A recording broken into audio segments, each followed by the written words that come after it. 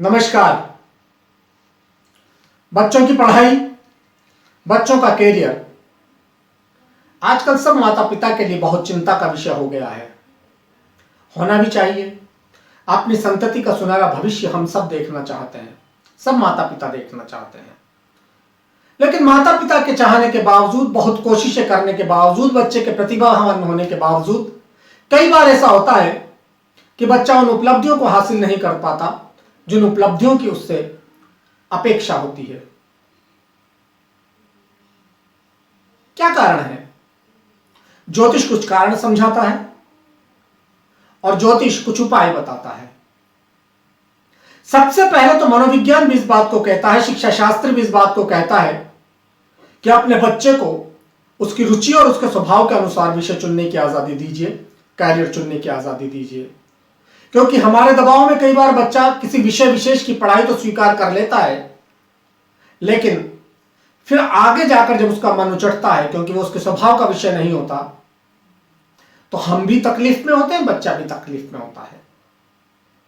जिस उम्र में बच्चे का कैरियर बनने लगता है, कैरियर शेप लेने लगता है, उस उम्र को हम टीन एज कहते हैं।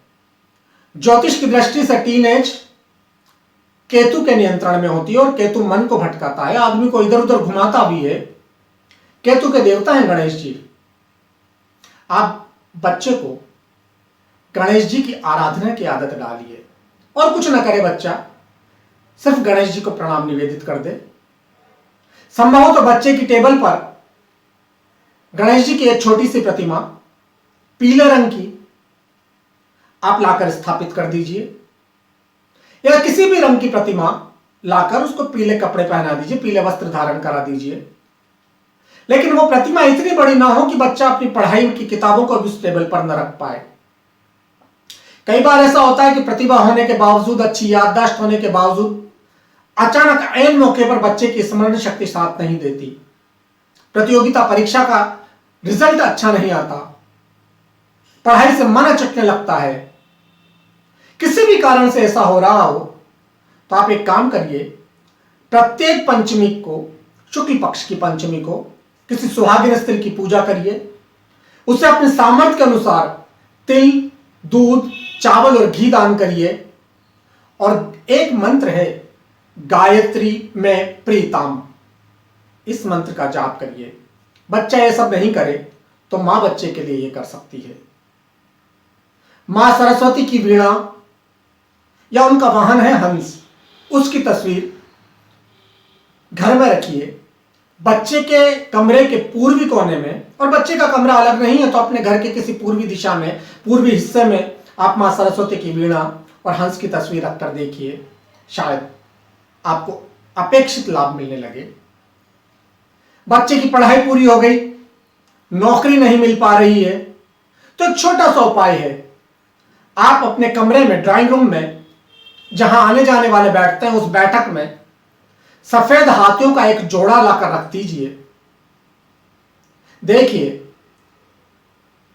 किस तरह से बच्चे को कैरियर बनाने की दिशा में सफलता मिलना शुरू होगी। किसी अच्छे ज्योतिष से बच्चे की जन्मपत्री दिखवा लीजिए। लग्नेश, द्वितीयेश और पंचमेश, इनमें जो भी बली हो उसके रंग के पर्दे बच्चे के कमरे में लगाइए। वो रंग मजबूत होगा तो वो ग्रह मजबूत होगा। लग्न बच्चे के आत्मविश्वास को, व्यक्ति के आत्मविश्वास को निर्धारित करता है।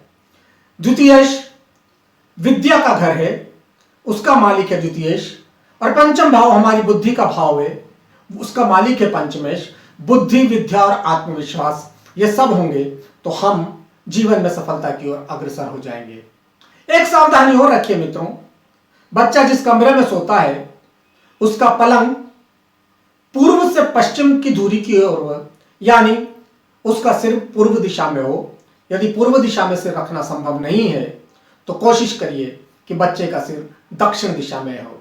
वैसे भी वास्तुशास्त्र कहता है कि व्यक्ति को सोते समय दक्षिण दिशा में रखना चाहिए अपना सिर, या पूर्व दिशा में रखना चाहिए। बच्चों के लिए निर्धारित किया जाता है कि पूर्व दिशा प्राथमिकता के आधार पर हो।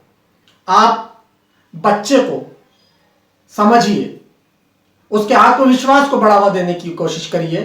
निश्चित रूप से आपका बच्चा एक सुनहरे भविष्य को प्राप्त करेगा। नमस्कार।